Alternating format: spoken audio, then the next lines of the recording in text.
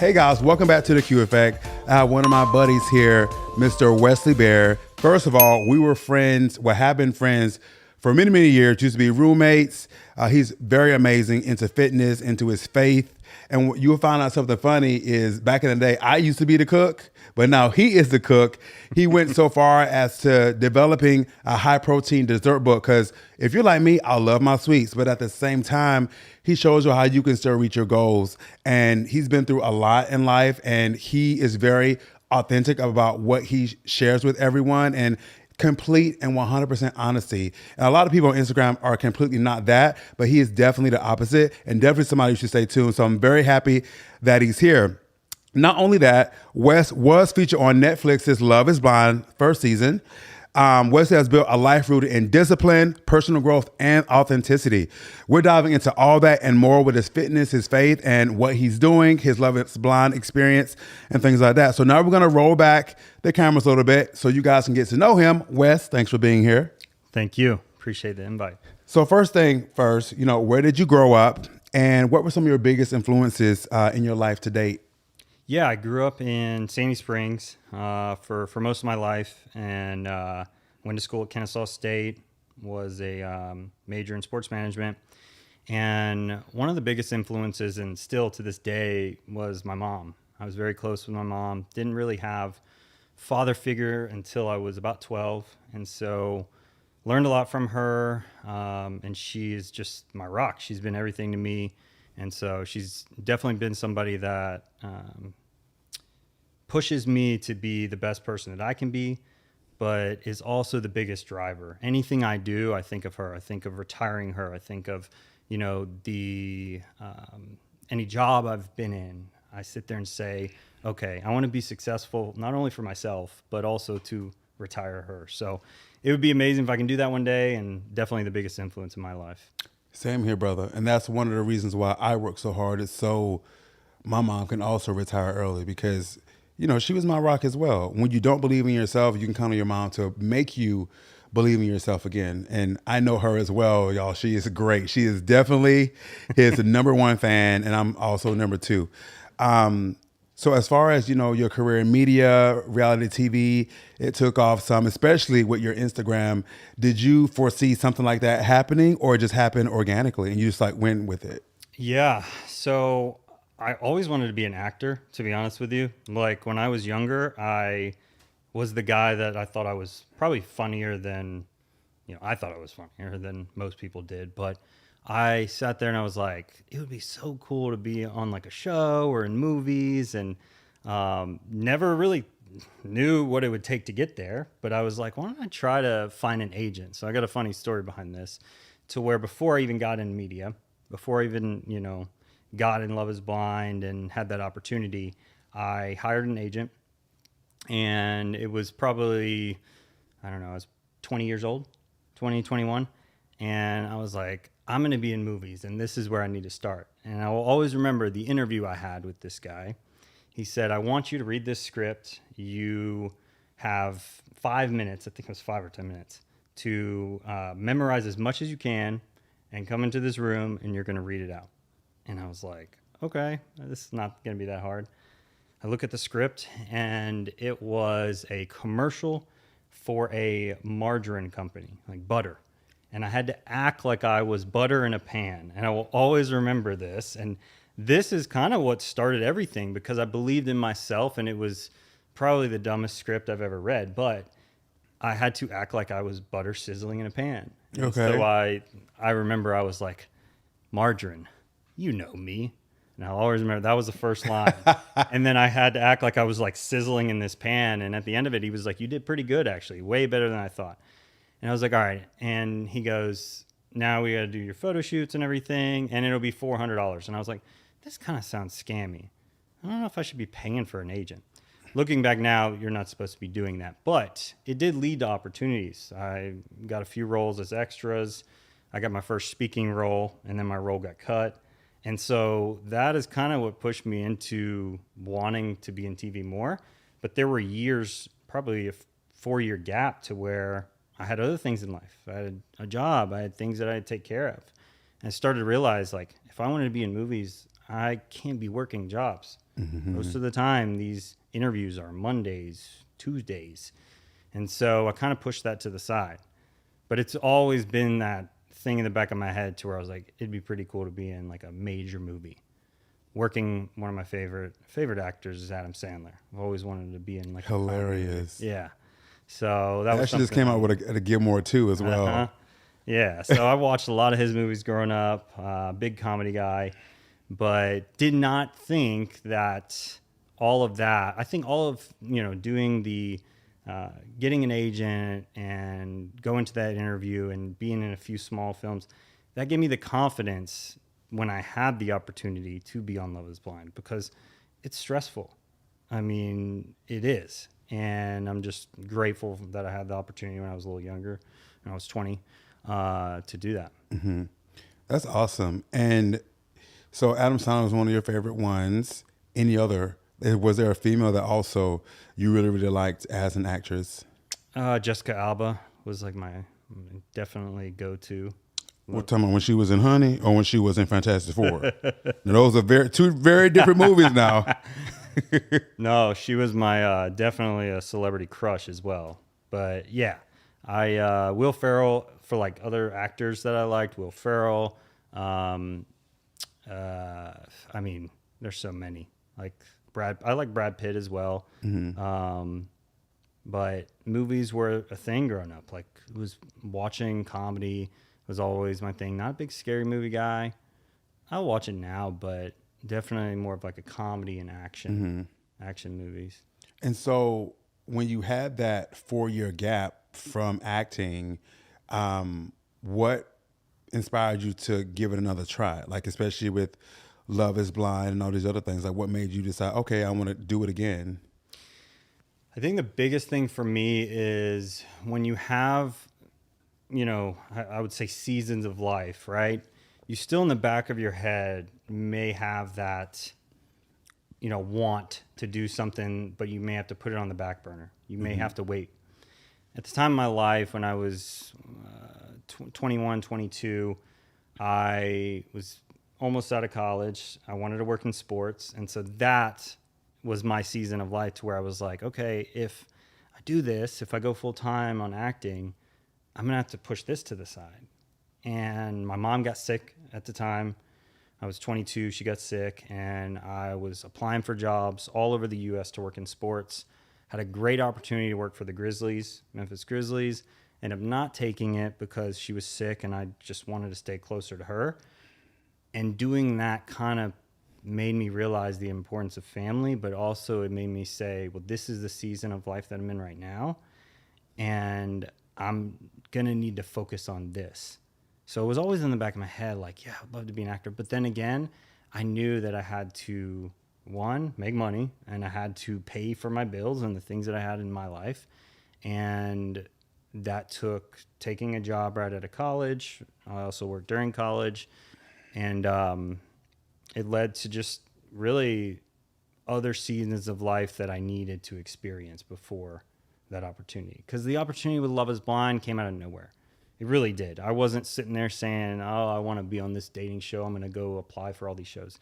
It came out of nowhere. And I think that, for me, it was believing in myself and putting God first and being like, if you're going to present an opportunity to me, I want to be ready for it. Mm-hmm. So many people do things when they're not ready for it. Correct. So that was one thing for me. It was like at the time of my life when I was 27, when we started the show, I wanted to find love. I wanted to be with somebody. I wanted to also, I was like, it'd be pretty cool to be on a show. But I was out of a relationship for a few years. And I was like, man, like this would make my mom proud. This would make, probably change my life, but it also would build a connection with somebody that could be with me forever. Mm-hmm. So, and what was that experience like? It was an amazing experience. It was something that, I tell anyone if they have the right intentions, if they're doing it for the right reasons and they have the opportunity to do it. But too many people jump into things when they aren't ready, like I was saying. And then they become somebody that they're not. And that becomes an issue, especially in the media space, is you perceive people how you see it. And a lot of people get bad edits. A lot of people get a bad rep, and they might be the best person. They might be somebody that everyone at home is like, this person's amazing. Like, I don't know what TV's doing to you. Mm-hmm. And so that's something that you got to protect your peace. And you also have to stay humble and be like, listen, if like, am I going to be the person that I am, or am I going to be somebody different and it backfire on me? Mm-hmm. For me, I was very true to myself, and we'll talk about that, the experience fully later, but like, I was true to myself. I was very open about things. I, didn't want to be somebody that I wasn't. And I'm glad I did that. It didn't, turn out the way I may have wanted it to, but I still learned a lot about myself that I'm very grateful for. Good. So have you ever faced any major personal challenges or setbacks? And when you did, or in the future or in the past, how did you work through those? Yeah. So this is when I was really young. When I was 4, I got in a really bad injury. I got flipped in a shopping cart. Crazy story. My mom was babysitting somebody. She was pushing a shopping cart, or he was, and he flipped it. He was riding on the back of it. And my leg went the other way, and I broke my femur bone in 3 places. Had to get a rod in my leg. I was in a wheelchair, full body cast, couldn't walk for 6 months. Mm-hmm. And that was a big challenge, because what it did was it caused arthritis in my leg. And so when I was younger, it was tough for me to even sleep, because I would just have pain in my leg all the time, especially when it rains, especially when it's bad weather. I would just get pains all throughout my leg. And it's still something I experience to this day. Relearning how to walk is something that can be a struggle. I mean, especially for at the time, single mother raising a 4-year-old that is, we had to move out of our apartment because I was in a wheelchair. We were on the 3rd floor of the apartment, had to move out, had to really change, my mom's dreams. And that's something that I sometimes don't even, I might talk about that injury, but the biggest change was my mom's dreams at that time. She wanted to work in, she was in school at the time for nail care, and she had to give up on what her dream was, because she had to take care of at the time, a son that was injured. Mm-hmm. And so, I'm very grateful for that, because, and it's something that I don't tell her thank you enough, because she had to change her whole life from that one instance. Another thing that was a challenge for me, and something that I struggled with right after high school, when I was 16 years old, I was in a hotel working an event down in Jacksonville. And I had a friend with me. We were working the Georgia-Florida game, and we were selling T-shirts. And I worked for a company at the time, and it was a good opportunity. And I had to help pay the bills. So I was like, this would be a great opportunity. Anyways, we got a really cheap motel, and somebody was watching us. It was 2 a.m, and they broke into our hotel room while we were sleeping, put a gun to our heads, and robbed us at gunpoint, took everything. And it scared the living crap out of me. And for years, I would wake up with the feeling of that gun on my head. And I had to go through therapy. I had to go through, I talked to people. I had to talk to people in my church, because I was just I experienced something that was traumatic at the time, but also I was reliving it almost while I was dreaming and in my own mind. And it made me afraid of guns at that time. I didn't want to be around them. I was very, I still did the life that I wanted to live, and, I still experienced a lot, but it was a challenge that I faced for years, because I just was I just kept reliving it almost, and now to this day, one thing, I'll never stay in a motel. But, Never. No. But even the word Jacksonville sometimes just gives me a trigger, and I, the industry I'm in now, we have an office in Jacksonville. My, coworker is in Jacksonville, the one that I help lead. And so things like that bring back those memories. They don't control me like they did, but that was a challenge that I faced. That was something I never would want, even my worst enemy to go through. Mm-hmm. But it also made me be very appreciative of life itself. And, you know, I mean, that person. And staying in the 5-star hotel. Yeah. I mean, that person could have taken my life. Hell you know? yeah. I didn't care about the suitcase. I didn't care about the stuff. It was more of, you know, a wake up call. And it is one of those things where it's just like, you know, you just have people that have nothing better to do than, like, somebody literally worked their ass off for this, and you just want to come and take it or commit crime for no reason. Like, Yep. I don't get it. Like, I know this is completely off subject, but even the part, you know, when everything was going on with George Floyd and you had riots and stuff, people forgot the purpose. Like, you're using this as an excuse to go vandalize stores and steal. That ain't got nothing to do with this. But yet you're using that as an excuse to steal.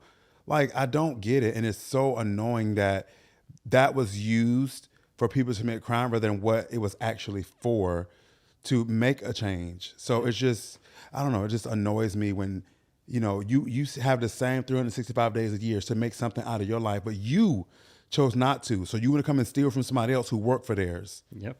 Like, it's crazy. Anyway, so now you're at a point in your life, you know, how do you define success? Of course, with your work, with Instagram, you know, with, you know, you also had to learn how to be successful on the Love is Blind thing as well. So, you know, how do you define success? For me, I mean, most people are going to define it by money. Most people are going to define it by, you know, going up the corporate ladder and, you know, being the best at their company and all of that. For me, I think something that I really look at is the influence, the impact. How, you know, what I'm doing currently, how is it impacting others in a positive way? How is it influencing them in a positive way to be the best version of their, you know, themselves? Because success may take time. It may take time to build something. You might have to go through, and we all know this, you're going to have to go through tough times. You're going to have to go through doubts.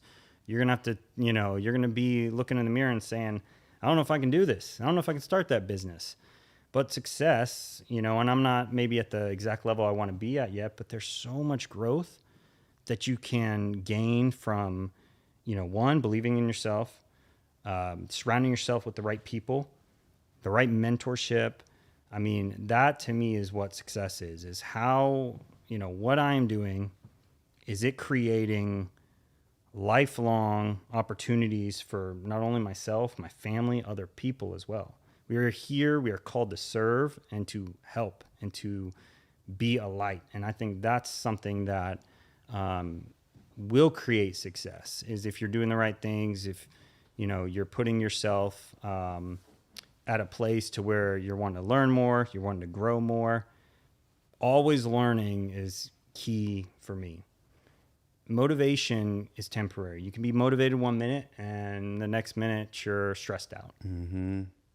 But for me, I think success is defined by so much more than just money. Because is that money controlling you? What are you using that money for? You could create the biggest company in the world making all this money and have all of it in your pocket. But are you happy inside? That's something that is also success. It's like, am I happy with where I'm at and what I'm doing? Too many people are getting jobs and creating businesses that they don't even want to do. I mean, yeah, you might be successful, but do you tell yourself that? Just because your business is making a lot of money, that doesn't mean it's successful. Mm-hmm. Maybe, but is it influencing people in the wrong way? Correct. Is your business leading others in a negative direction? That's not success, just because of money. So yeah. And to piggyback off of that, you have people that are trying to do businesses like mine. Everybody's into hormones, peptides, you know, the weight loss, the GLPs. But at the end of the day, you're seeing people that are on GLPs that shouldn't be. You see people that are on the wrong peptides for their goals. You see people getting hormones not corrected the right way. Their protocols are not correct.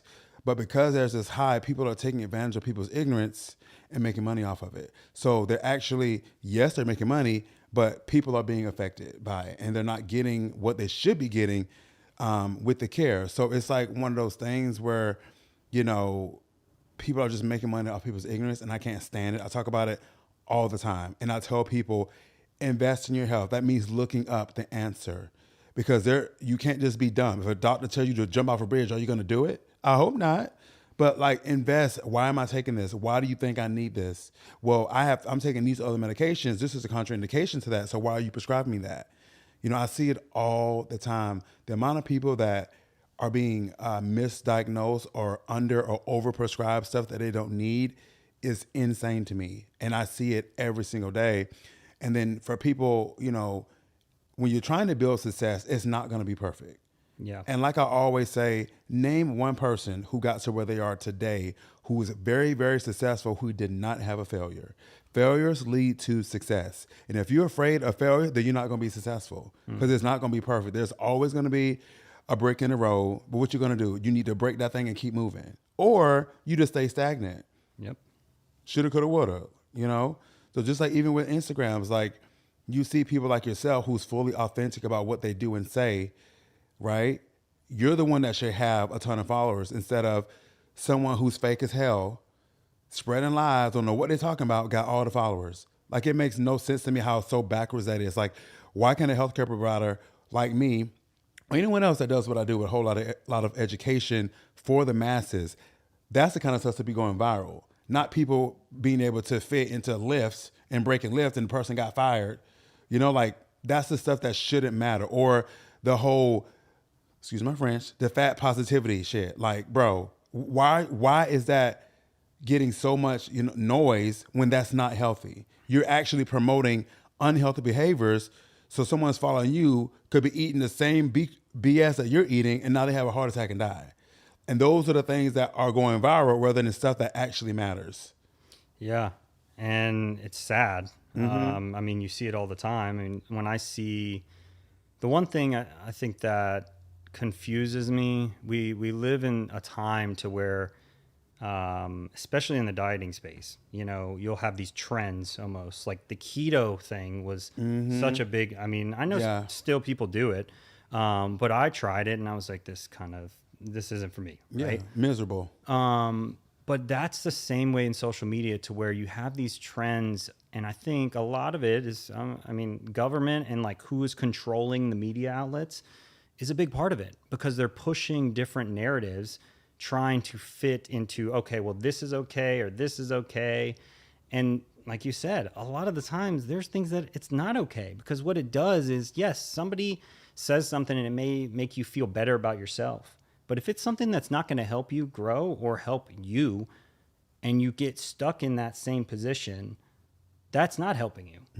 But a lot of people just want to know that they feel seen, that somebody else understands them. And I totally agree with that. Like, I do agree with that. There's people out there that are hurting that need support. There's people that a positive message on social media could change everything for them. Really could. But if the message is not presented in a way that it's actually helping that person, then it's false information. And that's unfortunate. The world that we live in is false information. And people, for instance, like I get patients coming in for weight loss, or they want to build muscle, and they're showing me a picture of somebody they want to look like. First of all, you need to get the best you first. You hadn't even started step one, and that's a diet change. You need to look at everything that person is doing or not doing, or someone might be taking other things or performance enhancement stuff that you don't even know about, you know, that got them to that point. But at the end of the day, it still doesn't take the place of what they need to be doing as far as their fitness, their meals, and things like that. I don't care what you're taking. If your goals in your diet is not geared towards that, you're not going to get that body type that you're looking for. So I tell people all the time, are you ready to do the work that it takes for that person, for you to look like this person? I don't think so. So let's build a better you first. But people always, that's one thing that social media has messed up, is people want to look like someone else. Or they're always comparing themselves, even though you know damn well you don't got the body type for it. And what I've also seen, yes, the bodybuilding community is very, very big throughout the country. But now you have these young kids that follow, you know, these bodybuilders, and now they're taking performance enhancement drugs. And like, sir, you're not even 20 yet. Now you got all this back of acne, you're messing up your growth and all these other things that need to happen. Like, it's a lot of that going on. Especially in Mexico, you can be 17 years old. And I saw something,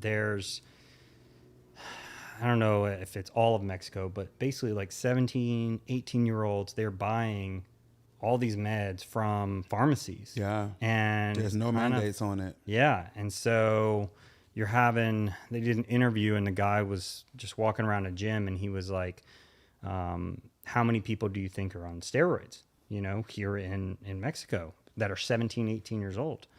And a lot of people that were local were like, probably at least half of them. Mm-hmm. Because they can get it. They have access to it. Mm-hmm. And they don't do their information and they don't have the right. Yeah. It's wild. Mm-hmm. And then pharmacy makes it, but then you also have people that get out of somebody's trunk. You really gonna take some of that out of somebody's trunk? Okay, you don't care about your life at all. More power to you. So let's switch gears. So, I know you love fitness and you love to cook. I see that you do a lot of high protein meals for dessert, and which is amazing because so many people have a problem with getting in their protein. Mm-hmm. So that's why I like that you incorporate First Form's protein or any protein in general with what you make, because so many people, if you love sweets, add some protein to that thing. Mm-hmm. So tell us a little bit more about your book about desserts and what made you decide to do it. Because you was not a cook before now. No, let's see. I probably didn't start cooking until like right after college when I realized I had to learn how to cook. Mm-hmm. I couldn't be eating ramen noodles and those little pizzas, frozen pizzas. Hey, we used to get through back in the day. Yeah, man. But once I started to lose weight, I where it first started really was in probably I was 21, 22. I started working with Herbalife. And at the time, I was the heaviest I'd ever been. I was 190 pounds, which I'm 5'9". That's way too much for me because it was not muscle. It was fat. Mm-hmm. And so I got introduced to Herbalife, ended up losing about 25 pounds just drinking shakes. And I was still eating healthy. So I was making chicken salads. I was probably at that time, I was averaging around 160 grams of protein still a day. And I was very consistent. I felt good. Losing that weight was a big change for me. And I think that started my whole, all right, like this is a journey I need to be going down. But then I also had roadblocks to where I started drinking heavy. I was partying a lot. I was going out on the weekends. And I didn't realize what it was doing to just like my face and making my face all puffy and just making my energies levels like really, really low. And so I started to change everything about 2 years ago, went through a tough breakup and stopped drinking. And that was a big part because what that did was it made me also be like, all right, Wes, if I want to change myself, because at the time I was single, I wanted to look good. I wanted to be in the best shape possible. And so I was like, well, I need to start making food that I'm going to enjoy, mm-hmm. And I know from seeing your content and we've known each other for some time and some of the recipes that you've made, especially with the low calorie, high protein ice creams. Mm. I mean, that's where I've always been a sweets guy, big dessert guy. Ice cream's my thing. And I was like, how can I recreate stuff like this? Right? I've been learning from other people, but how can I really like help other people as well? Because most people know that you need to get your protein in. That's so important. And you're right, you do. But most people don't want to eat chicken and rice. They don't want to eat just your proteins and your carbs and your veggies. They just don't. It's boring, right? Yeah. If you put a ton of sauce on it, it ruins it. So at least when it comes to your calories, if you're in a calorie deficit. Mm-hmm. And so I did where it really like was the start for the recipe book and the determination to want to like create it was I did 75 hard at the start of 2024. And that changed everything for me. When I did it, it made me more disciplined. It showed me that I had just so much more in me than I thought, especially when it came to my workouts. I was drinking a gallon of water every day. Before that, I wasn't.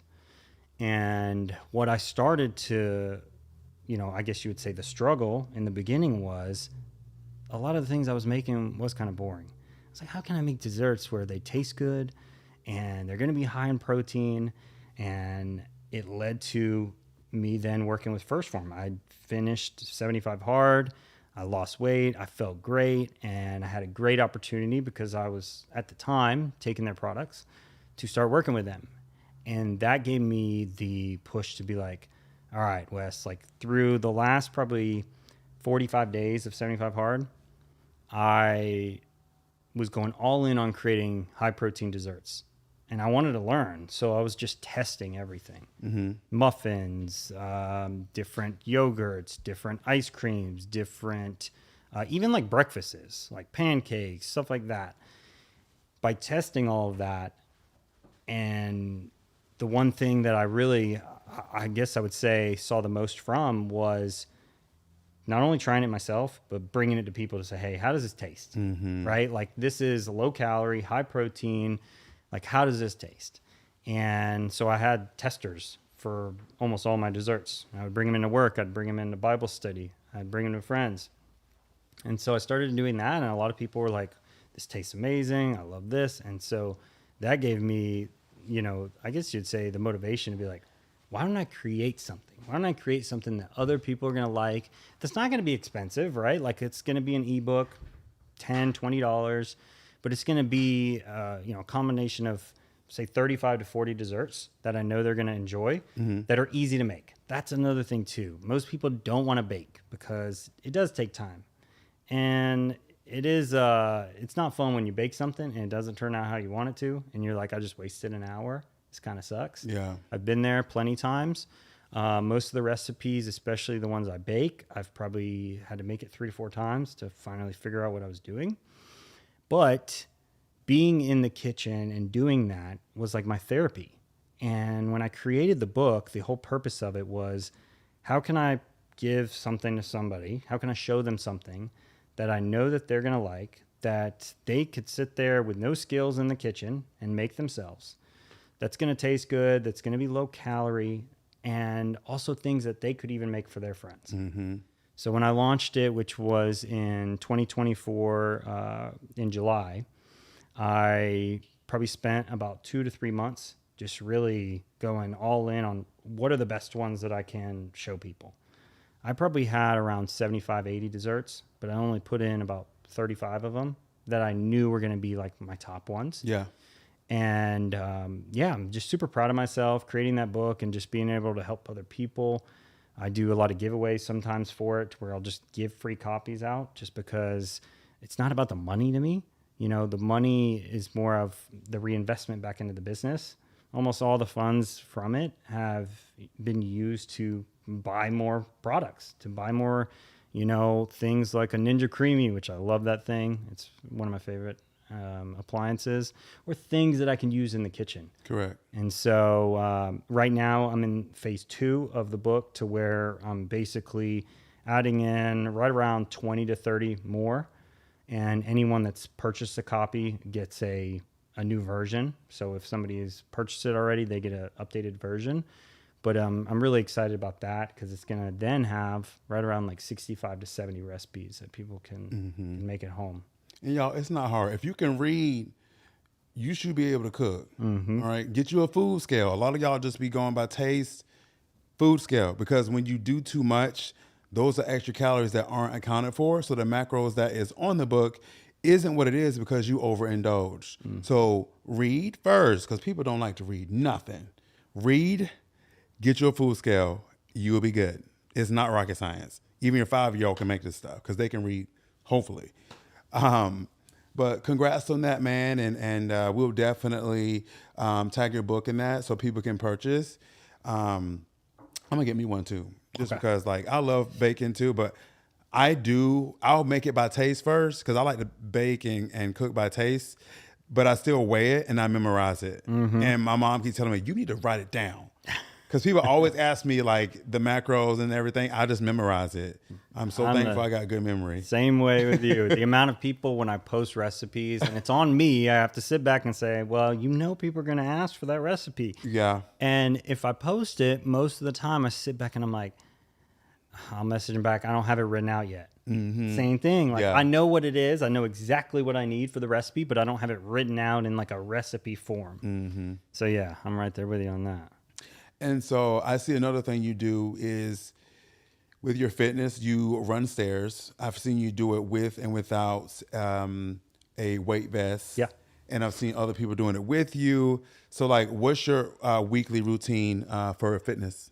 Yeah, so I kind of just mix it up. I don't really have anything that's like set. I used to, do the Monday is going to be, shoulders, Tuesday is going to be arms, whatever, like kind of routine. For me, what I'm doing right now though, when I was doing 75 hard, which I did twice last year, it was an indoor workout and outdoor workout. So it was a little different. Now I'm at a place to where I'm in a cut, so I'm trying to lose a little bit of weight. So my cardio's up a little bit, but most of that is through the stairs. The stairs that I go to is like a therapy to me. It's something that I have been doing for 2 years, and it's been really benefiting and helping with the strength in my legs because my left leg is pretty weak from my injury. I still deal with it, but it's a different kind of feeling than if I'm running for miles. So what I'm doing now is I do I do 2 days, at least 4 days a week. They're usually one weekend, so a Saturday is usually 2 workouts. My first workout is a stair workout. It's usually 45 minutes. I do right around 300 flights of stairs in that 45-minute time frame. And then I'll do my strength training. Saturdays, I'm always like, that's my back and by days. I always do that. And then when it comes to my weekdays, I'll do 3 other stair workouts. But usually 2 of them, it's less time. It's about 30 minutes. And then I'll do a 2 to 3 mile run. When it comes to the weighted vest, I don't do that as regular because of the heat. Right now it's pretty hot. And so with the vest, I usually stick to about 1 day a week with that right now. But when it's cold out, I wear the vest all the time. But just with the heat going on, it's just, I'm not trying to kill myself out there. So that's right. Yeah. And then my strength training, I do 4 days during the week, usually at a gym.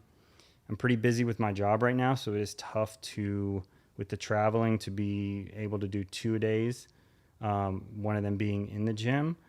But I'm sticking to at least 4 days, at least, making sure that I'm doing all body parts, legs, back and buys, arms, shoulders, chest. They're all spread out. And then there may be a change in that in the next few months. So it really just depends, but that's kind of working for me right now. I've been able to lose some weight and, feeling really good about my progress. And a lot of that is just from being very consistent. Correct. You heard that? Consistency is key. I tell people all the time with the 75 hard, okay, what are you going to do after 75 hard? You have some people, okay, you do 75 days and you go back to who you were before. Like I always say, how about do a moderate 365? Can we try that?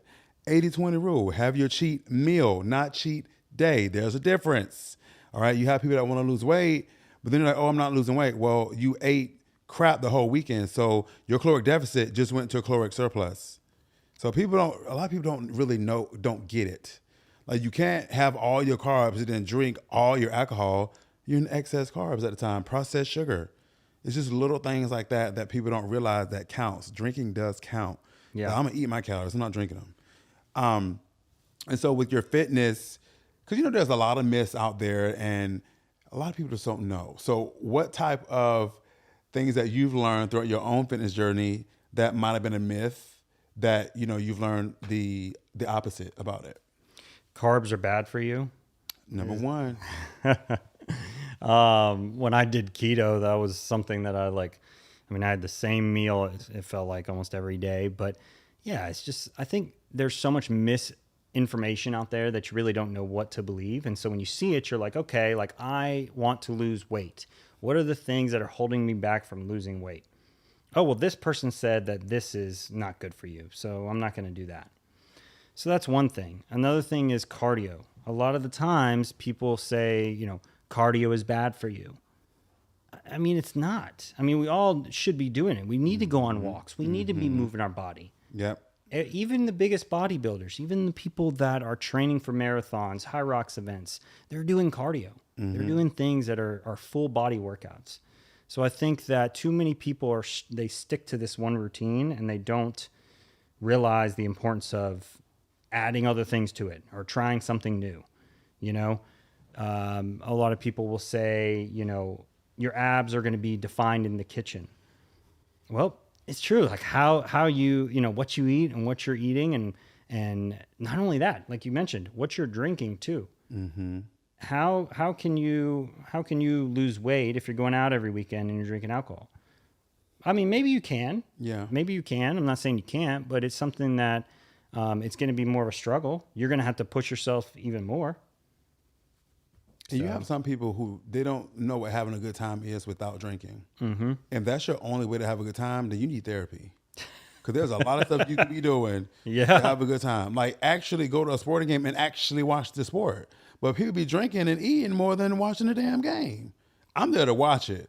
So people having these side conversations, I am zoned in when I'm watching football. Like, don't talk to me. Like I remember one time I was watching the Super Bowl and I invited a friend over. He over here talking about politics and stuff. I said, sir, you about to get kicked out. And this was the Super Bowl. When I'm watching sports, zip it. Mm-hmm. You can talk on commercials. Soon as the commercial's over, shut it up. That's how I am about sports. And I'm good with a good meal, something like that. No alcohol. My friends know anytime I have a get together, ain't no alcohol. So you better bring your own. But I like to also inadvertently show people how to eat healthy and not force it on anyone, because what you see is what you get. So if you want something unhealthy, you're gonna have to go get it yourself from somewhere else. But yeah, so that's a little tidbit about when I do that kind of stuff. But also, how are you balancing your dessert stuff that you're doing with your book, the work that you're doing because you have a real job, and then also your fitness? Because I know it can be tiring, and I'm right there with you as well.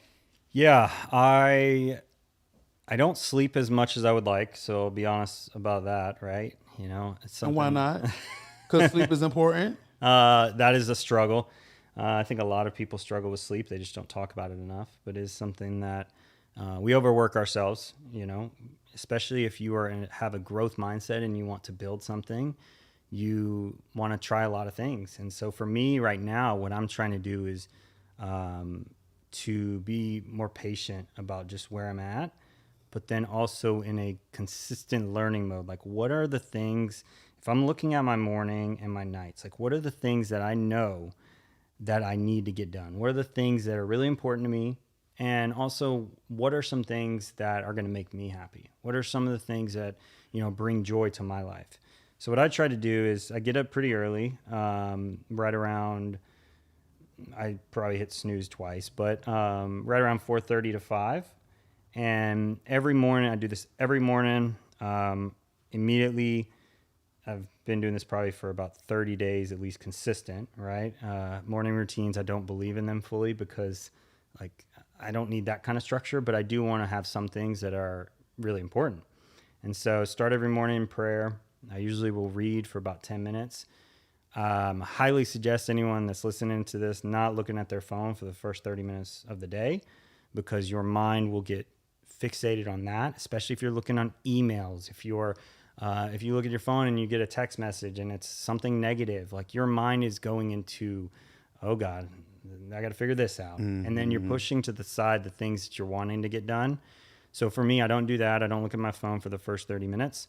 For my job, I work 2 days a week from home. The other 3 days are in office. So my in-office days are a little bit different. But my work from home days, I usually will, every day I do my run or my stair workout or even an hour walk every day. That's like my morning thing. So right after I get done with my prayer and my reading, I usually, make sure I'm hydrated, make sure I got some electrolytes in me. I'll get my, if I'm filming anything, I'll get my equipment, and then I'll head out. And I do that, and then I'll come back.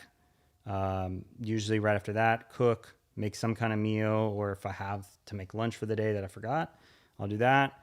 Work 8 to 5.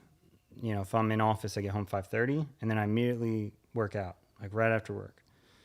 And then after that, I'll go home, and I used to be, but I'm not a big TV guy anymore because I don't want to do things that are just going to like kill time.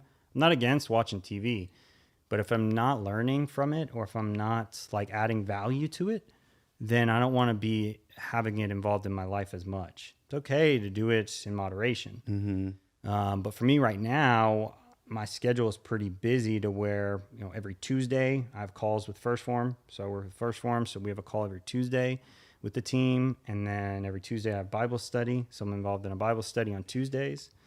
And then on Friday mornings, every Friday morning here in Atlanta, we do one from 7 to 8. And so those are things that I can add value to, but that also can add value to my life. So I want to incorporate those things into my day. So that was the key thing.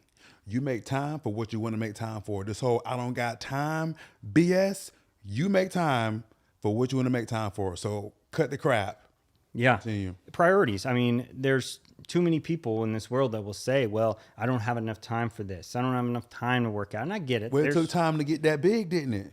It sure did. Yep. It took time to have 12 kids you can't take care of for, can it? It did. So I ain't trying to hear that. Yeah. And I feel for, when I was coaching people through 75 Hard, which I did last year, actually the second time I did it, most of the people in the program, and it was a program I didn't charge anyone. I just wanted to help people. I had success the first time I did it, and I said, why not help people and hopefully motivate them to push through, because it's tough. And most of the people in the group were single moms. Some had 4 kids. Some had really busy schedules. And so I feel for that. Like I fully do. Yeah. But then there's some people that have a schedule wide open and they wouldn't make the commitments for the things that mattered. Correct. And I think that's really important, is when you're looking at your week, especially if you are in a role where you have involvement on a leadership level, or you are owning a business and you're working with people a lot, or you have kids, you need to be planning that stuff out a Sunday before. And you need to look at your week and say, okay, like there are going to be time gaps. There's going to be maybe from 6 to 8, I don't have anything going on. Well, don't be scrolling on social media for 2 hours and then you sit there and you wonder why you didn't, work on that project that you needed to do. Don't get me wrong, I struggle. Yeah. Like, we're not perfect. Like, there are times to where I sit there, and especially with growing a social media page, I will scroll and I sit back and I'm like, man, I just spent an hour just looking at videos that did nothing. What is that doing? And then I could have spent that hour working on new content ideas or helping somebody or jumping on a call.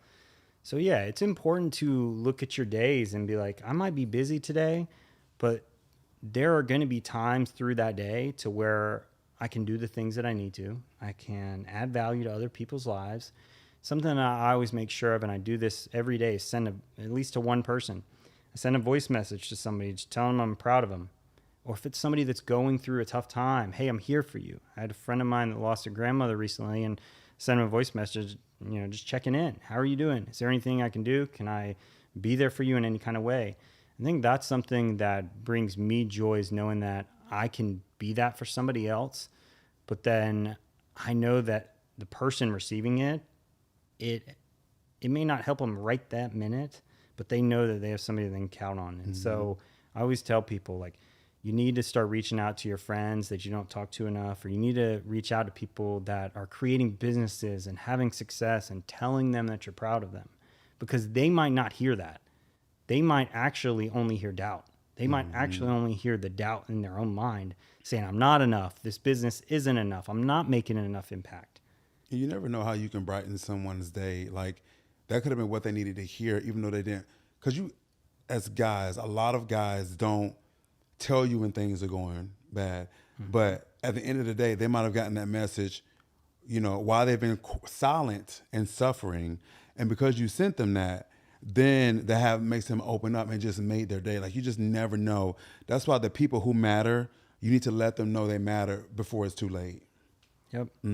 Yeah. And not only that, it's having the right circle around you, because, you know, the older I've gotten, there's friends that have left my life and friends that are, you know, no longer in my life, but the ones that have stuck around through the good times, the hard times, those are the people that you need to, you know, sit back and appreciate even more. Correct. Because there are going to be people in your life that are only there for you for the season that you're in.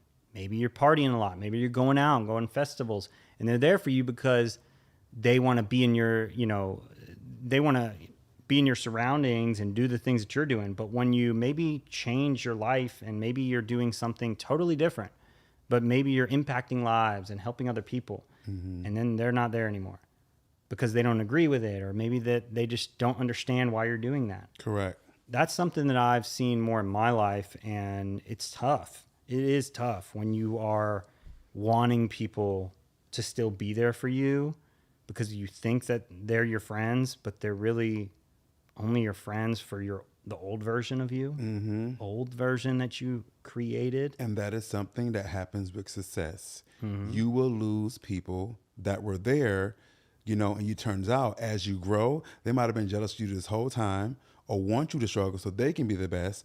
So I tell people all the time, when you are trying to really be successful, be prepared for them leaves to fall off the tree. And guess what? New ones are going to sprout, and it's going to be the ones that's going to uplift you so that you can continue to be better. That's why with me, just about all of my friends, we all uplift each other. There is no competition. Even if you don't speak to them for weeks at a time, there is no love lost. But at the end of the day, you're always checking in, you know? So that's one thing about success. You are going to lose people, and don't be afraid when it happens, because it was bound to happen anyway. For you, so when you gonna start some peptides? I don't know. You know, I was gonna ask. You getting something today? He's getting something today. Because guess what? I know he got ADHD, so he getting something for that. So you know, I got to ask some questions about Love Is Blind. Yeah. So you know, there was a lot of people watching. What made you want to sign up in the first place? And at the time when you signed up for it, were you there looking for someone that could be a wife? Because a lot of people just on there for fame. They playing games. But what was your intention?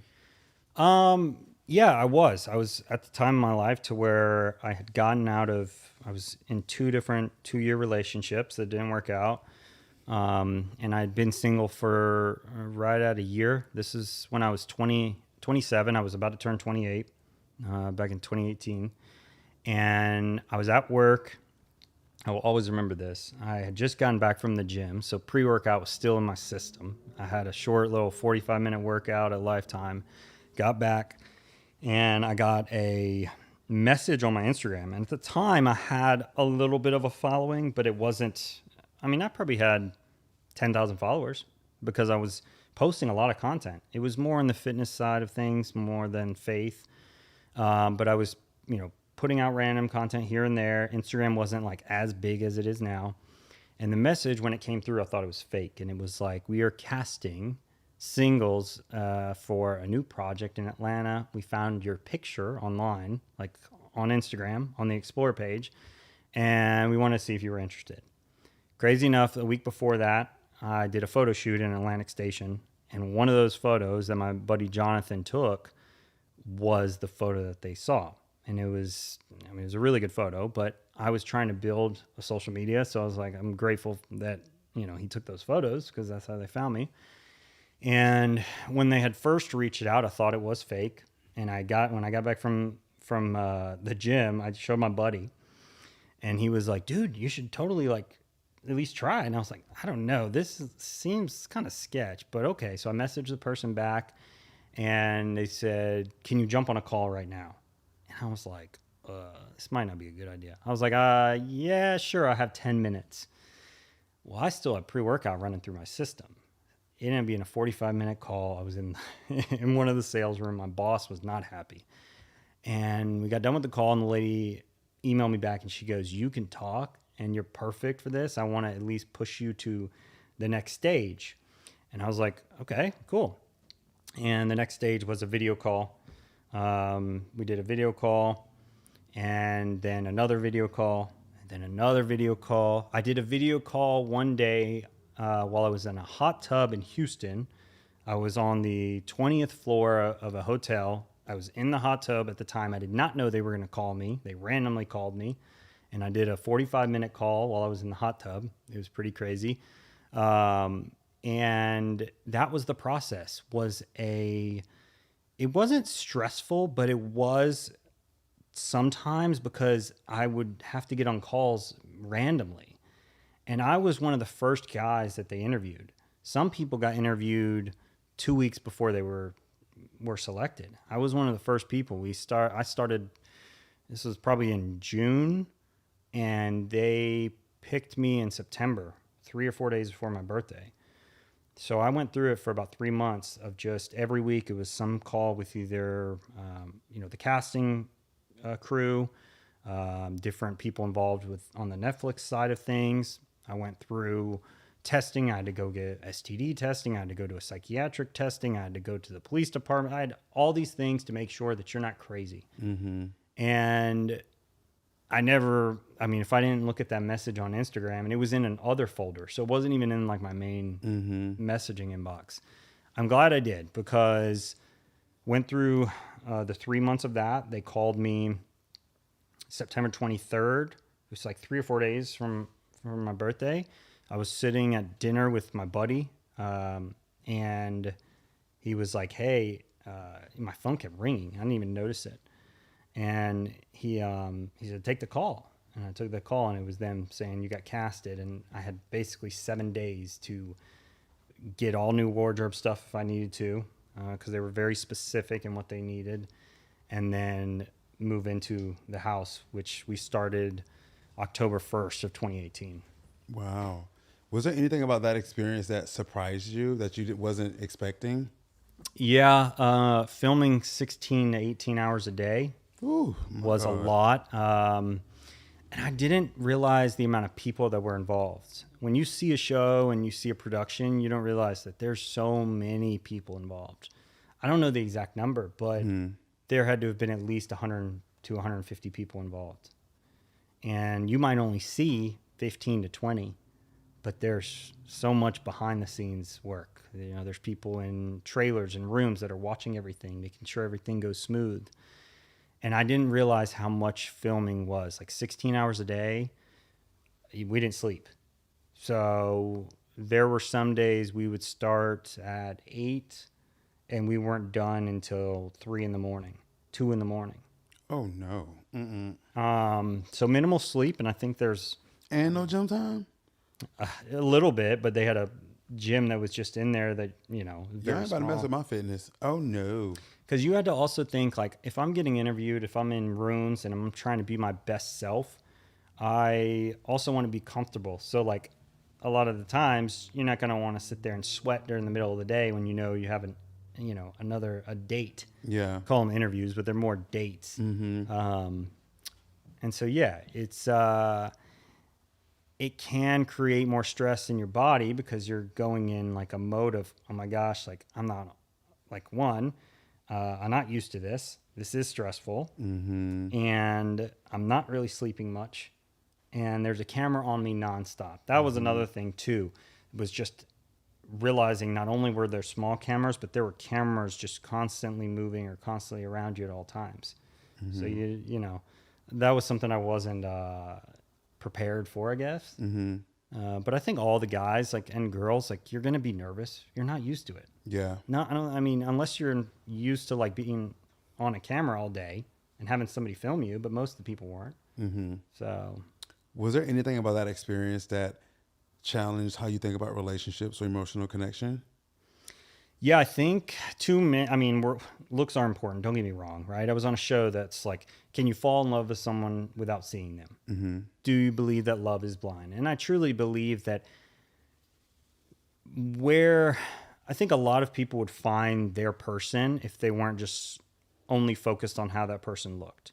Yes, it's important. You want to, be comfortable around somebody, but there are a lot of people out there that have genuine hearts that really could make you feel so good about yourself and be around, but you look at the way they look or how they dress or something like that as the first reaction, right?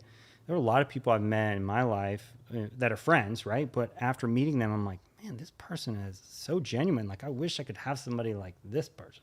Like, it could be a friend that's in a relationship with someone, but you're like, now I understand why this person is married, because this, their husband or, vice versa, their boyfriend or whatever, it makes them feel so good about themselves. That is something that is really important. Is when I was on the show, and what I learned more about myself was how important communication is. Yep.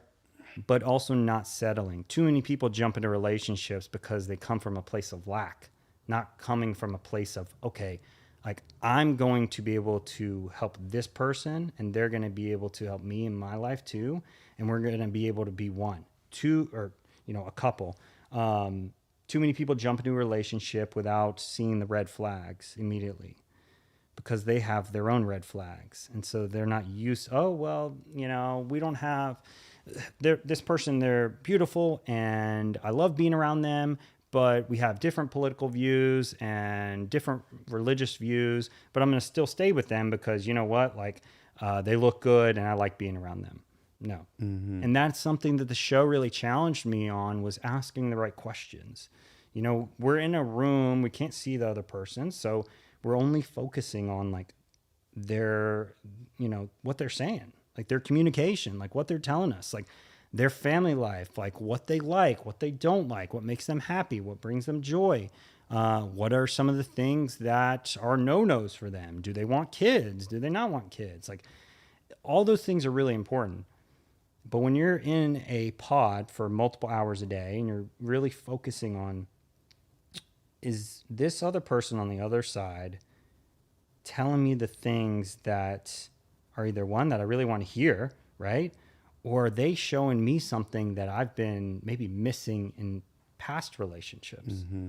And so it showed me a lot of like, all right, Wes, what are you looking for in a girl? Like, Correct. what do you really want out of a relationship? And I became, very vulnerable. That was something that was really important for me. Was I was going to be very authentic. I wasn't going to be fake. I wasn't going to come across as this douchebag that just wanted to find another girlfriend and be on TV. Like, no, I mean, yeah, there was a lot of positives to being on TV. You can, you can grow your own brand, but like, if you're really there for the right reason, if you're really there to, get to know someone and hopefully build something. I mean, the whole point of it was to get married. At the end of it was like, when you're going into this, you're like, all right, you got to be doing this for the right reason, because if not, at the end of this, are you going to marry this person or not? And so I will share a little bit, but like, I was lucky enough at that time that I was able to connect with somebody on a deep level, amazing woman that I matched with, Lexi, and I got engaged on the show. They just never showed it. So I was able to match with somebody and really was able to see that full experience on the show. Our time was cut right after the filming of the actual pod scenes. But man, I learned so much about myself, and, I'm very proud of myself for being authentic and real, and not just being somebody that's there for the wrong reasons. Correct. And how has your life changed since it aired? Whether it's faith-based, career-based, just walking around in public, like, I'm sure some people know who you are from being on the show. Yeah, I will be honest. I wish I got more screen time. For somebody that got engaged, like when I tell people I was on Love is Blind, they may remember a few scenes in the first episode and the second episode, but nothing else after that. And I went through the full process, the full 2.5 weeks of, all the dates, getting engaged, asking somebody to marry me, all those things. And then they cut us. Too many people matched. So unfortunately, that's what happened, is too many couples matched. So they had to send a few home. It didn't work out the way I wanted it to, but what it did do was, after the show, I, at that time, quit my job because I had some changes going on in my life. Me and Lexi and I dated for some time. Things didn't work out, but I learned more about myself. And what it then led to was I had about a month left on my lease at my apartment. And I had a coach at the time. This is why I'm all for, especially on the fitness side of things, hiring a coach, somebody that's going to push you, motivate you. I had a coach at the time that was also a life coach. And he said, Wes, he's like, you need to do something for yourself. You just went through this crazy experience. Things didn't work out the way you wanted it to.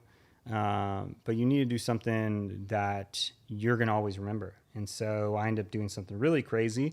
And Really crazy. I booked a one-way flight to Southeast Asia, and this was in 2019, and I lived in Southeast Asia for almost 6 months. So I traveled through Thailand, through Bali, through Singapore, Malaysia, Cambodia, basically almost all of Southeast Asia, and was out there for about 6 months. And that was, something that the show catapulted me to doing something for myself that I never would have done.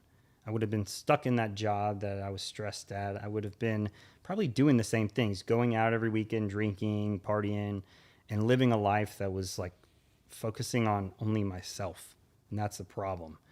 And by being on the show, it made me put somebody else also before myself, because that is important. Especially if you're in a relationship. That person should add value to you, but you should add value to their life. Correct. And sacrifice is huge. When I went to Southeast Asia, I was scared. I didn't really know what I was going to do. I was like, I'm going to travel, but I didn't have a plan. I didn't have I had a week plan. And after that, I was like, all right, I'm just going to explore. And so I did that for 6 months, got back home, and that led to me starting a coaching business. Didn't work out how I wanted to, but that's something that's okay, because there are going to be things that we create in life that don't work out, that may lead to something else. And, where I'm at right now in my life, I tell people this. I went through some trauma years after that. I went through a really tough breakup that was really bad. And it broke me inside because of what the person did to me, that it caused, I won't go into detail on it, but it caused trauma in my own life that I realized I was missing something. There was one thing I was missing, and that was I needed to fix my relationship with God. And that's why I always put him first. When I talk about my mornings, putting him first, giving him my first and best, that's really important to me, because we're all going to have problems in our days. We're all going to have things that are going to give us a challenge, or things we might not agree with. But if for me, if I put him first, I can think of, okay, what would he do in this situation?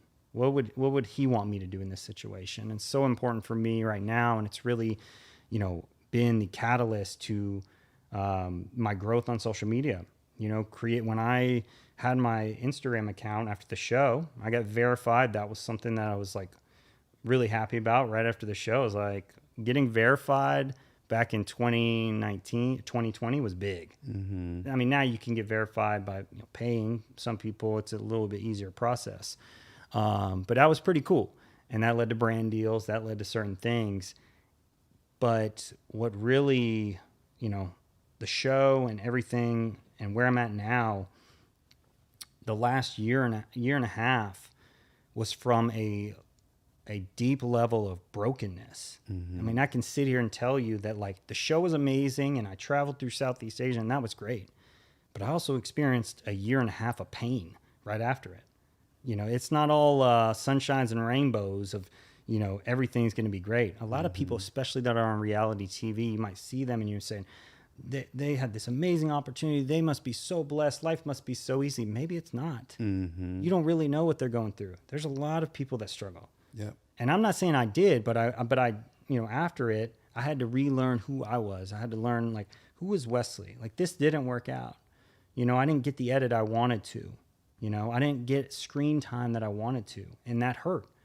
And that messed me up inside, because I was I went, waited an hour and a half for this show to come out, and I get not even a minute on the actual show. And it hurt, because I was I changed my whole life at that time. Yeah. And it was what? How long did you cast for? We were, so it was a 3-month process, and then we filmed for about 2 weeks. 2.5, and then the people that stayed through the whole part of it, they were on for another 4 weeks, I think, and then it took 1.5 years for it to actually come out. We got done filming in 2018. It launched in Valentine's Day of 2020. So it was hard to see that. It was hard to the commitment that you took to do it and to not get much from it. Yeah, you were on the show and you gained experience, but you thought it would have been more. Yeah. Yeah. Yeah, I mean, when you see others have success, and we were talking about success, when you see others that were in maybe your same position, and you're like, man, this sucks that this person's getting this opportunity, or it sucks that this person that's actually not the best person, like they hurt people, is getting screen time or fame and all these followers. It did hurt. Yeah. I mean, the followers, that doesn't matter. But when you're sitting there and maybe you're like, I just quit my job and it'd be nice to work and make some money online. And you're like, well, now I'm going to have to go back and get another job, or, oh, I'm going to have to do this. I was really smart at the time with it to where I'd saved up some money to where I could travel. You know, I wouldn't have been able to travel if I didn't have money saved up. But yeah, it at the time, I wasn't emotionally, I think, stable to like, when I noticed that, right? When I saw everyone having this fame, I was like, ugh, I was jealous, right? Like I was like, a few people were on the Ellen show, and I was like, that would have been so cool to be on the Ellen show. Like at the time, I was like, that would have been awesome to be interviewed and to be traveling, going to all these events. And that was something that I really, like, I guess you would say I wanted it. Like I wanted that experience because I saw, you know, the what it was doing for some of the cast members. Yeah. But not only that, more people would have gotten to see what real looks like, and that none of you was fake at all. That you were the same person on and off the camera. And that's the unfortunate thing about media. You know, even when somebody does a newspaper or whatever, like they ask you all these questions, but there might be some of it that wasn't on there that was really important for them to put on there, but they didn't. So like your readers or people that what you said could have affected, well, it could be taken the wrong way because they didn't put everything you said. Yeah. So I've been through something like that before where, you know, there was much more said that wasn't put on there. So like, you know, one of my family members that, you know, we talked about, well, what I said about them, the good things weren't put on there. So it gave the impressions as if, you know, they were like a deadbeat dad or, you know, so, and trying to explain that they weren't hearing it because it wasn't on there. There's something that I didn't even say that they told me to say, like that I didn't think to say. So one of my, and people will see this if they watch the first episode, we were all sitting at the kitchen table and they asked me to say something, to bring up something. And I basically said, is anyone a virgin here? And I never once asked that. And like, if you are, cool. But like, I never once asked that in, I never asked a girl if she was a virgin, or I was never asked if I was a virgin. And one of the guys was like, why? And I was like, well, one of the girls asked me if I was, and I didn't know if any of you guys are. And one of the guys was like, well, I am. And I was just like, so there are things that, like, you know, don't let the media fool you, because there are things that are said or things that are not really said, but they want to make it sound like, because in that moment, I'm like, why was I the one to ask this? Why was I supposed to be the one? And then I bring up about being short. In the first part of the first episode, I say, sometimes it sucks being the short guy. I mean, yeah, any short king out there is going to think the same thing. They're going to be like, it sucks being the short guy. I wish I was taller. But the thing is how that was brought up was from, they asked me if I've ever been denied and tell me a story. And I was like, yeah, I bought a drink for this girl one time, and we were talking, we were having a good connection, and she said, hold on one second, that guy's a little taller than you, and walked away from me. And I was just like, You didn't need her anyway. No. If that's all you're looking for is height. Exactly. Some of the prerequisites that people have for dating is asinine. First of all, like I always say, you need to be what the hell you want. You over here out of shape, but you want somebody with abs. You over here got no money, but you want somebody with money. You got 12 kids, but you want somebody with none. Yep. What? The math ain't math, and why is it always you that benefits? That is what's wrong with a lot of these females today. They want what they are not. and then you mad when you get denied. But like, bro, it's that's not cool. So that's why a lot of people out here are single, because they out here are wanting things, what they're not. But if you were what you wanted, you might have a better time dating. Yeah. Yeah. I mean, don't get me wrong. Like, I mean, I know that there's women out there that have their, oh, I want to be with a guy that's taller than me or whatever. Like, Yeah. I totally get that. You Yeah. have your wants, and that's fine. But But be respectful with it. yeah, it was just crazy how they flipped it and made it seem like I was complaining. I wasn't. It was more of, because I was the first guy to walk in. So when we started the filming, that was like the first scene was like, oh, it sucks being the short guy. But that was never said. That was never said in that context, Yeah. right? And like you mentioned, like sometimes I did an interview with People Magazine. Everything I said, there was a lot of it that was flipped. I mean, some of it was just changed in different ways. If you get an interview from people, like they're going to put it in their narrative on how they want it to sound. They want it to be interesting. And so it is kind of crazy, but I mean, it's common. Yeah, it's crazy, but that's what I've learned from some people that I've interviewed in media, or for some friends, that it ain't always what it seems.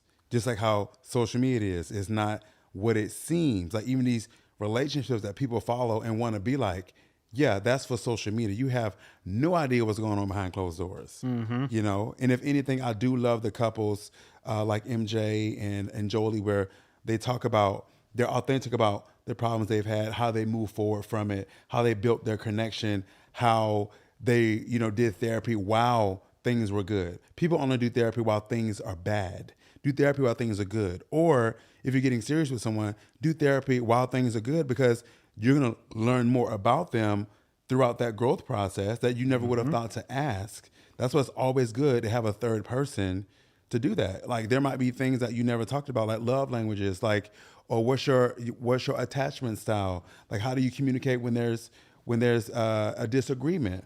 Like things like that. People are scared to ask those types of questions, but you have immature people that think it's an interview. No, this is me getting to know you, so that when those things do arise, that's how we grow. I know your communication styles for us to grow together. So, and I'm sure you've learned that yourself throughout the years of like what types of questions you ask, because guess what? Life is getting short. I'm not about to ask you your favorite color. I don't give a damn about that. It's the questions that matter. Yeah, it shouldn't be so much of like an interview, Like I heard a guy was talking about how he doesn't do like first dates. He doesn't do like any kind of coffee. He's like, I don't want to feel, he's like, I'm not against it, but he's like, it doesn't work for me. I don't want to be in a first date to where it's like an interview almost. He's like, that is a no-no for me. And then he goes into context of like, I want the first date, sometimes I'll go all out because like, what if I marry this person? Like, and we'll always remember that first date. Like, what if that first date was so special? He's like, you don't have to do things that cost a lot of money, but like, what if that first date was so special that you'll always remember it? What are you going to say? Oh yeah, our first date was, we went to Starbucks and had a latte and we talked for 30 minutes and then she left. But in that same breath, it could be, it started as coffee. You've been talking for hours, then you go somewhere next. So you got to think outside the box. Yep. Because if it goes well, great. But if it doesn't, then you didn't waste time or money. Yeah. But if you met somebody that's genuine, what you're looking for, the date's going to continue. So that's a growth thing. Yeah. So go on somewhere with that. But everybody's different. But if a date goes well, a lot of times it always goes to something next. Yeah. Or the second date could be a real date. Yeah. And then that's something to remember. Yeah. And I mean, when we were filming, the first day I went on 15 dates. So they were more of like kind of like your blind dates, like 7-minute style. So they started out being a lot quicker. So you really were asking like the questions that you would hope would matter, not what's your favorite color, like what's this. And then it progressed to, when you really get to know somebody, okay, I can enjoy like sitting with them for an hour, for 2 hours. Correct. One of my friends talks about how something that we need to look for is the person that we want to be with. She's saying, how can this person suffer with me?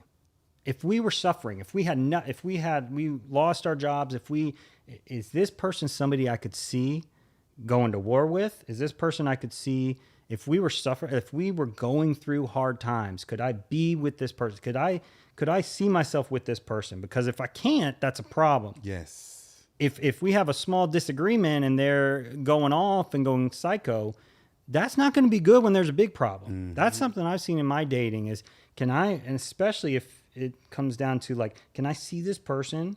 Because I want to have kids one day. Can I see this person being the mother of my children? Can I see this person going through, challenges with, oh, well, the kids are freaking out at school and the teacher's having me, go pick them up. Can I see this person being able to handle that? Mm-hmm. Just as much, because I think men and women, they definitely handle things a lot differently with their emotions.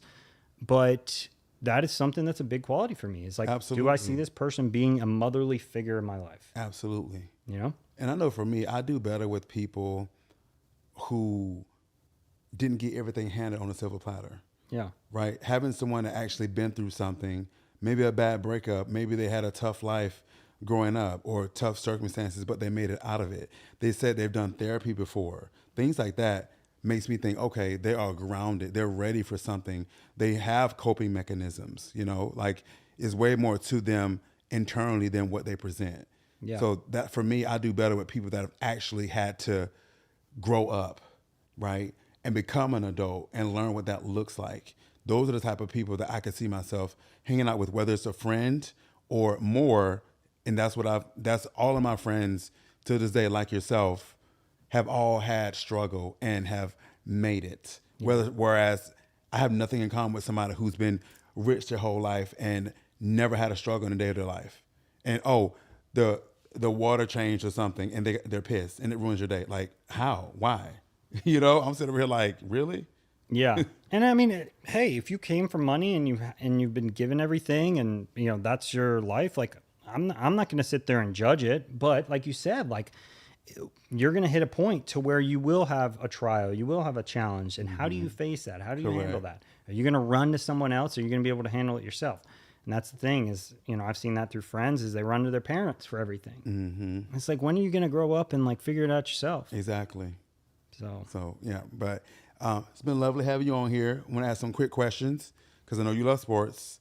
Who is your favorite team? I'm saying this with my heart, even though right now it's not the best. But I'm a big Georgia fan, big Georgia football fan. But I'm a big Braves fan. I was able to go to one of the World Series games. I've also been to the Super Bowl when the Falcons were there. Mm-hmm. Spent a lot of money on those tickets. I cried all night. Mm-hmm. But good experience. But yeah, big Braves fan. They're not having the best year, so it's tough to watch. Mm-hmm. I think it's tough for anyone when their team is down. Oh yeah. What's your favorite pastime? As far as the thing you like to do for fun.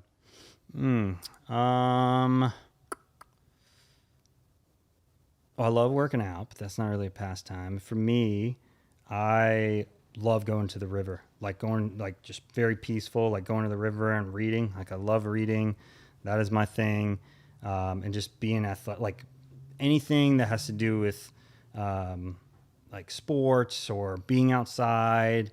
I love playing lacrosse, so I still will play lacrosse with some of my buddies. I played in high school, so I enjoy doing that. Okay. And just traveling. Like just being able to like go different places. I love sunrises, sunsets, all that. So if I'm like out and about and like just doing things with people, like I love that. Okay. And what's your favorite cheat meal? Definitely hot lemon pepper wings with fries, Cajun fries, double ranch. That's my go-to. He's specific. Yeah. Double ranch? Gotta get 2 ranch because if I all the wings and the fries, I need to be using 2. Okay. And I see you brought us some goodies. I did. Okay, so tell us what are these? These are high protein. I call them energy bites. They have a little bit of honey, so that's where the energy's from. But they have oats, gluten-free, Biscoff cookies on a few of them. Some of them are chocolate and white chocolate ones. And then they have peanut butter, honey, and a little bit of powdered sugar on top. Okay, tell people what the macros are. Each one is right at 100 calories, around 97 calories, 4 grams of protein, 9 carb, and about 2 grams of fat, 3 grams of fat, maybe. See, Somewhere guys, around that. so that's what macros are: fats, carbs, protein. That's why his book is so good. Everything is spelled out for you, so there is no way you can't cook. Okay, so these are here good. He made me some of these before, and I would actually have them in the middle of my workout if I get hungry, because I do work out fasted. So there's a lot where this came from. Wesley is my guy. Please follow him. He has tons of brand deals for things that he loves, like First Form. What else do you have brand deals with discount codes? First Form is my main one right now, so that's the one that. But I have a few things in the works. A few people that I'm working with. I do work with a blender bottle. Okay, okay. Yeah. They have probably some of the best blenders out there. Okay. Beast Blender is another one. So I love my Beast Blender. Anyone, like, I'm telling you, every single dessert I've ever made, that is like the blender I use, and it is the best. Okay. And you can get them on Amazon. They also have a website too, Beast Blender. I think it's just beastblender.com. But First Form's my main one. I've been dedicated to them, working with them for about a year and a half now. They have products just outside of the, the proteins. So they also have creatine, pre-workout, stuff like that. But every single dessert I've ever made, also that's in the book, has been using First Form products. Hey, First Form, Gentle Giant, hit your boy up. I love some protein Yes. now. Get your boy some protein, all right? But also, we have something for our buddy here. He's going to get some peptides to try. Also, he's going to get one of our hats. There we go. Gentle Giant, get some merchandise. This might be in a store near you. Just because I love my business and I love what I do, and everything I promote is for health and fitness, which is a huge part of my life. So a lot of the merchandise that is coming out is things that pertain to me, as far as like water bottles, your gallon jugs, your hats, things that you wear with the gym, hoodies, tank tops, things for the ladies, of course. But be on the lookout, because we got some good things happening. My buddy's going to be repping for me, just like he does for everybody else. There you go. Because I know he loves hats. So thank you again for being on the QFX. And guys, follow him. He is the most authentic and great person that you can meet. Very authentic, and just an overall great person. And the world needs more people like Wes. So Wes, tell us where we can follow you. Yeah, so I have Instagram and TikTok. Both of them are at Westley Baer. It's spelled out WESTLEYBAER. I post all my content. They're very, very similar on both sides. And then I also have a link in my bio on my Instagram, which has my First Form stuff, and then also my recipe book.